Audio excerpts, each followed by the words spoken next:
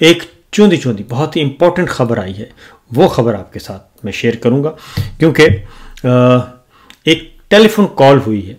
उस telephone call के नतीजे में कुछ मुतालबात रखे गए हैं, और वो टेलीफोन कॉल किसके दरमियान हुई ये भी आपको बताऊंगा। कुछ मुतालबात रखे गए हैं कि जनाब फौरी ये मुतालबात पूरे किए जाएं, क्योंकि बड़े मियाँ साहब नाराज़ हैं, और बड़े मियाँ साहब से मैंने अगर बात करनी है तो फिर मेरे पास कुछ ना कुछ तो होना चाहिए बताने के लिए कि जनाब ये देखें जो मरी में जो कुछ तय हुआ था ये चीज़ें पूरी हो गई हैं, इसलिए अब आगे बढ़ें। तो इसलिए हुआ ये है, चले मैं पहले ज़रा आपको ये बड़ी खबर आपके साथ शेयर कर लेते हैं। हुआ ये कि 18 अक्टूबर को ट्रायल था और जनरल फैज़ हमीद साहब का, और फ़ौजी अदालत में, और इसके बारे में आपको मालूम है कि किसी को भी नहीं पता होता कि फ़ौजी अदालत में क्या हो रहा है क्या नहीं, लेकिन चूँकि जब ख़बरों की दौड़ शामिल हो जाए तो फिर ख़बरों के पीछे दौड़ना पड़ता है, और ये पहले से बता दिया गया है, अनाउंस कर दिया गया है जितने भी माउथ पीस हैं उनके ज़रिए से कि जनरल फैज़ हमीद साहब को सज़ा सुनाई जा चुकी है।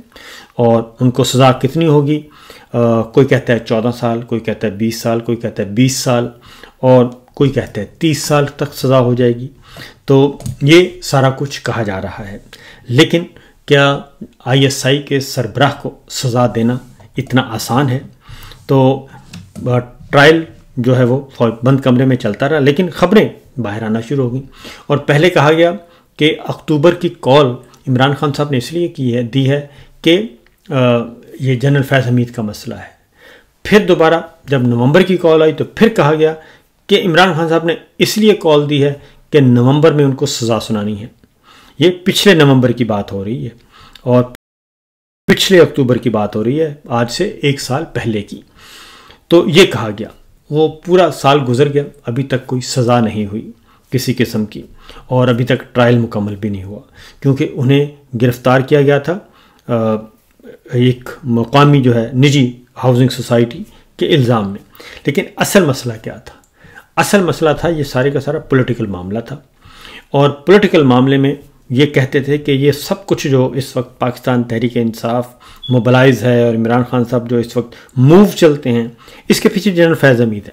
लिहाजा जनरल फैज़ हमीद को आप उठा लें तो PTI ख़त्म हो जाएगी, और इमरान खान का जो दिमाग है वो काम करना छोड़ देगा, क्योंकि इमरान खान को तो खुद पॉलिटिक्स आती नहीं, उनको तो पीछे से बताने वाले हैं। ये सोच कर किया गया। और दूसरा, जाती उमरा वाले भी नाराज़ थे कि अभी तक जनरल फैज़ हमीद साहब क्यों बाहर हैं। मुतालबात आते थे कि जनाब उनको गिरफ़्तार करें। पहले बाजवा साहब और फैज़ हमीद साहब का मुतालबा आता था, फिर जब थोड़ा सा लताड़ा, क्योंकि बाजवा साहब जो हैं वो उनके ससुर और वो ख़ुद भी ज़रा थोड़े से उन्होंने भी कहा कि जनाब अगर आज आप मुझे पकड़ते हैं तो फिर कल को आप भी पकड़े जा सकते हैं, ये ज़रा सोच लें। तो लिहाजा उनका नाम तो लेना छोड़ दिया इन्होंने, लेकिन जनरल फैज़ का नाम लेते रहे। तो जनरल फैज़ साहब के साथ जनरल आसिम मुनीर साहब का अपना भी मामला है, क्योंकि वो आर्मी चीफ़ की दौड़ में शामिल थे और उन्होंने भी आर्मी चीफ़ बनना था, जनरल साहब ने भी आर्मी चीफ़ बनना था। तो जनरल साहब बन गए, आसिम मुनीर साहब वो नहीं बने, वो फ़ौरन ही उन्होंने वर्दी उतार दी थी और जनरल साहब के मतहत या आसिम मुनीर साहब के मतहत काम करने से माजरत कर ली थी। हालांकि वो काम जारी रख सकते थे, लेकिन उन्होंने नहीं रखा, उन्होंने भी और जनरल अजहर अब्बास साहब ने भी। तो वो डिग्निटी के साथ चले गए, और उनके आप नज़रियात से उनकी वर्किंग से इख्तलाफ कर सकते हैं, इसमें कोई शक नहीं है। लेकिन फिर इस बुनियाद पे 3-4 मामला जब हुए तो जनरल फैज़ हमीद को उठा लिया गया, और उसके बाद काम शुरू हो गया। फिर कहा गया कि ये 9 मई के मास्टरमाइंड हैं, 9 मई बगावत के मुकदमात चलेंगे, फिर कुछ और, फिर कुछ और। लेकिन बिल आखिर में पता चला कि यह है सारा पॉलिटिकली, और फिर इस तरह के मामलात होते गए। अब जनाब 18 अक्टूबर को था मामला।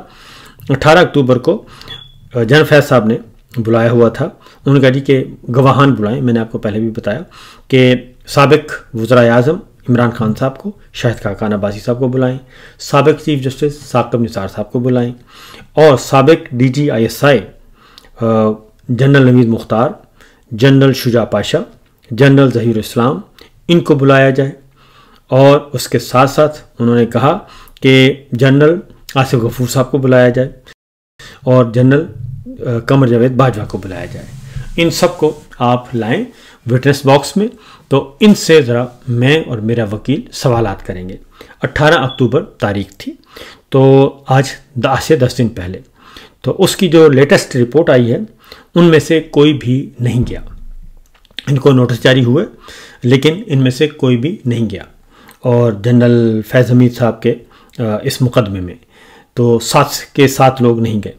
तो उसके बाद अब इस दौरान हुआ ये कि जनरल आसिफ गफूर साहब के ख़िलाफ़ भी कार्रवाई शुरू हो गई। और पहले ये ख़बरें खुफिया थीं, लेकिन उसके बाद ख़बरें आम होना शुरू हो गई। क्यों आम होना शुरू हुई?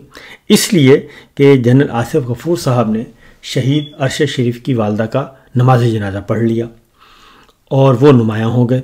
और मीडिया ने उसको कवरेज दी कि क्योंकि 2 जस्टिस अतर मिर्ज़ा साहब ने नमाज जनाजा पढ़ा और जनरल आसिफ गफूर साहब ने पढ़ा। तो वो जनाजा पढ़ा तो उसके बाद फिर एक तूफ़ान बदतमीज़ी सोशल मीडिया पे जो तमाम के तमाम एक्टिव हो गए क्वार्टर्स, और उनके ख़िलाफ़ प्रोपेगेंडा शुरू कर दिया गया और उन पर गुस्सा निकालना शुरू कर दिया गया, सिर्फ इसलिए कि उन्होंने शहीद अरशद शरीफ की वालदा का नमाज जनाजा पढ़ा था। फिर एक और ख़बर आ गई कि उनके तो बैरून मुल्क सफ़र करने पर भी पाबंदी है। फिर एक और ख़बर आई कि उनके असासे जो हैं वो जुज़वी तौर पर मुंजमद किए हुए हैं। ये ख़बरें भी आना शुरू हो गई। तो मुझे कुछ ऐसा पहले पता चला था कि जनरल आसिफ गफूर साहब को भी ये कहा गया था कि आप क़ब्ल अज़ वक्त रिटायरमेंट ले लें, लेकिन जनरल आसिफ गफूर साहब ने ऐसा करने से इनकार कर दिया था, क्योंकि उन्हें DGISPR थे वो, वहाँ से उनको कोटा भेजा गया था और एज़ मेजर जनरल वहाँ से फिर इनकी प्रमोशन हुई। और प्रमोशन होने के बाद वो पहले हेडक्वार्टर आए, फिर उनको कोर कमांडर कोटा लगा दिया गया। और जब जनरल आसिम मुनीर साहब आए तो वो कोर कमांडर कोटा लगाया उनको। वहाँ से फिर इनको हटा के NDU का सदर बना दिया और इसको तकरीबन आम सिविल ज़ुबान में बता रहा हूँ, इसको OST कहते हैं, जिसको NDU भेज देते हैं या जो फैक्ट्री है वाह फैक्ट्री वहाँ पे भेज देते हैं और ये काम करते हैं, या फिर GHQ में 1-2 पोस्टें हैं वहाँ पे डंप कर दिया जाता है। तो वहाँ भेज दिया गया और वहाँ से वो रिटायर हो गए और उन्होंने क़ब्ल अज़ वक्त रिटायरमेंट से इनकार कर दिया था। क्योंकि जनरल आसिफ गफूर साहब के बारे में आपको बता दूं कि जनरल आसिफ गफूर साहब DGISPR थे मेजर जनरल, और जनरल आसिम मुनीर साहब DGMI थे मेजर जनरल, और जनरल फैज़ DGC थे मेजर जनरल, और ये टीम थी जनरल बाजवा साहब की, और जनरल बाजवा साहब आर्मी चीफ थे। लेकिन उसके बाद फिर ये हुआ कि एक एक करके जनरल बाजवा साहब ने सबको इस्तेमाल किया और एक एक करके अलग करते गए और आखिर में उनके हाथ में कुछ भी ना आया, और जो उन्होंने सोचा था वो भी ना हो सका, जो जनरल फैज़ साहब ने सोचा वो भी नहीं हो सका, और जनरल अज़हर अब्बास साहब वो भी मिस हो गए, और इस तरीके से जनरल आसिम मुनीर साहब ने मैदान मार लिया। तो उस वक्त से कुछ शायद इनके दरमियान भी चपकलश अनबन या इस तरह की कोई होगी, तो इसलिए अब उसी में जनरल आसिम मुनीर साहब के होते हुए ये आसिफ गफूर साहब का मामला आया। अब इंडियन जो मीडिया है वो इस बारे में ख़बरें दे रहा है। तो बहरहाल ये तो जनरल आसिफ गफूर साहब का अभी मामला इस तरीके से आया जी। लेकिन अब देखते हैं क्या होता है। वो उन्होंने नमाज जनाब में शिरकत की और मुलाकातें करते रहते हैं जो मेरी इत्तला है, और उसके वो कोई बहुत नहीं है, परेशान नहीं है, क्योंकि वो कहते हैं कि जनाब अगर गलत काम नहीं किया तो फिर डरने की ज़रूरत क्या है। तो इसलिए सिर्फ जनरल फैज़ हमीद साहब को गिरफ़्तार किया गया, फिर कोर कमांडर लाहौर से भी इस्तीफ़ा ले लिया गया था, फिर कोर कमांडर मंगला से इस्तीफ़ा ले लिया गया था, और फिर एक और कोर ऑफिस थे उनसे भी इस्तीफ़ा ले लिया गया था। तो इस तरह बहुत सारे अफसरान से इस्तीफ़े लिए गए पिछले 3 सालों में। तो ये सारा कुछ हुआ। जैसे मिलिट्री सेक्रेटरी थे इमरान खान साहब के ब्रिगेडियर अहमद साहब, उन्होंने मेजर जनरल के तौर पे प्रमोट होना था।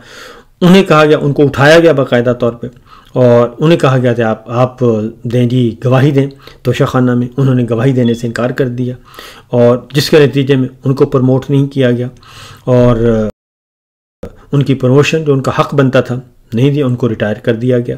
तो वो उनके साथ बड़ी ज़्यादती हुई। इस तरीके से बहुत सारे अफसरों के साथ ज़्यादतियाँ हुई हैं पिछले 3 सालों में, और बहुत सारे ऐसे अफसरों को प्रमोशन दी गई जिनकी बनती नहीं थी। ये सारा कुछ चल रहा है।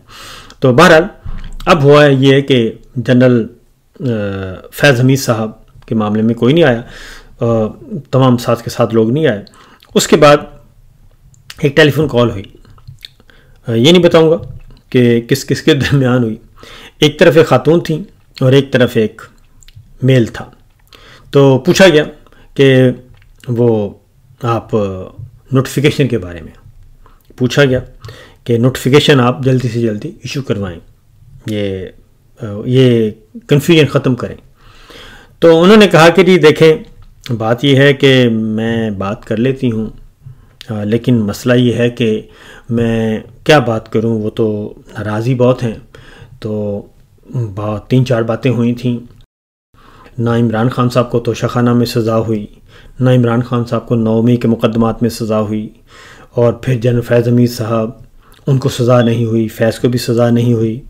तो वो हालांकि वो इतने अरसे से आपने रखा हुआ है तो उनको सज़ा सुनाएं, क्यों नहीं सज़ा सुनाते, ट्रायल भी हो गया है। तो बताया गया कि कुछ मसाइल हैं, इसलिए वो ज़रा ज़ाब्ते की कार्रवाई पूरी कर रहे हैं, और वो वकला जैसे डिलेइंग टैक्टिक्स हैं वो यूज़ कर रहे हैं, ये भी बताया गया। तो उन्होंने कहा कि नहीं, ये तो सारी बातें अपनी जगह पे, लेकिन काफ़ी अर्सा हो गया, पिछले साल की बात है, अब तो साल ख़त्म होने वाला है 25 भी। तो इसलिए मैं अगर बात करूं भी मियाँ साहब से तो फिर मसला ये है कि उनको क्या कहूँगी मैं। तो इसलिए आप एक काम करें कि आप ना जल्दी जल्दी फैज़ को सज़ा सुनवा दें ताकि मैं मियाँ साहब से बात करूं। और दूसरा ये, क्योंकि मैं मियाँ साहब को कुछ तो बताऊं ना कि जनाब ये कर लिया है जो हमारे आप लोगों के दरमियान जो अंडरस्टैंडिंग हुई थी मरी में, और उसके बाद फिर जिनेवा और फिर लंदन। तो इसलिए ये आप करें। तो अब उनको फिर इसी दौरान ज़ाहिर है जो कॉलर था उसने कहा कि देखें ना, वो मुरीद के वाला मसला भी आया हुआ है, वो भी बहुत प्रेशर है, और वो भी पंजाब में बहुत ज़्यादा खिचड़ी मची है और बहुत ही फर्स्ट क्रिएट हो गया है, उनको भी संभालना है, और आपको उनसे भी बचाना है। तो इसलिए ये भी ज़रा चीज़ें देखें, हमारी मजबूरियां भी समझें। तो ये सब कुछ देखना पड़ता है। लेकिन वो ख़ातून जो हैं उन्होंने कहा कि देखें वो तो ठीक है, लेकिन उन्होंने कहा कि आप लोगों ने ये जो आईजी पंजाब ने और जो सीसीडी के आईजी ने प्रेस कॉन्फ्रेंस की है उसने भी बड़ा डैमेज किया है, और उसने तो सीधा सीधा हमारी बीबी का नाम ले दिया कि जी ये सारा कुछ बीबी करवा रही हैं। तो ये भी एक ज़्यादती की बात है, और उस पर भी काफ़ी हुआ जी। लेकिन फिर अल्टीमेटली ये यकीन दहानी करवाई गई है कि फैज़ को सज़ा, ये मैं वो बता रहा हूँ क्योंकि ये तो हम कहते हैं ना जनरल फैज़ साहब। तो उन्होंने कहा कि फिर ठीक है, फैज़ को सज़ा जो है वो सुना दी जाएगी 1 हफ़्ते के अंदर अंदर, और इस बात का इम्कान वो कहते हैं कि ज़्यादा मोस्टली चांसेस हैं 30 को शायद सुना दें या फिर 31 को सुना दें, लेकिन सुना दी जाएगी।